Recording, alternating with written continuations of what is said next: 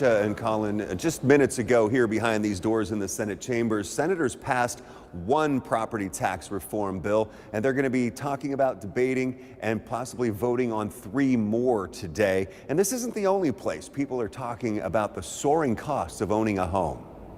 In neighborhoods across Ohio, at the Statehouse, at the Ohio Chamber of Commerce, discussions, debates, and decisions are being held and made over how to fix high property taxes. Our coalition wants to make sure that local governments are properly funded.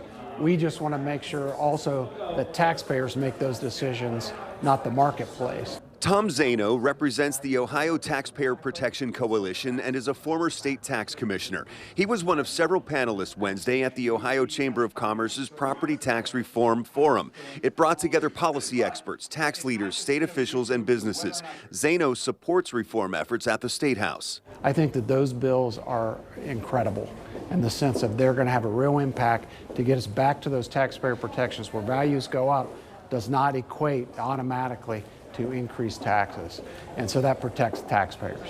Across 3rd Street from the chamber, lawmakers have been working on 4 bills. The bills will prevent tax hikes residents don't get to vote on, give budget commissions the authority to adjust or lower taxes, and House Bill 186 would keep school district property taxes in line with inflation.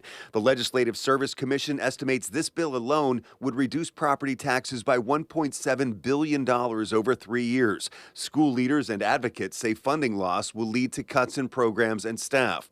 Republican State Senator Bill Blessing says he generally opposes the bills. So we're saying that we're giving people property tax relief, but it's really coming out of school districts by reform around the 20 mil floor, cities, townships, and counties when we're looking at inside millage. I think the net effect of this is going to be just a lot more levies next year.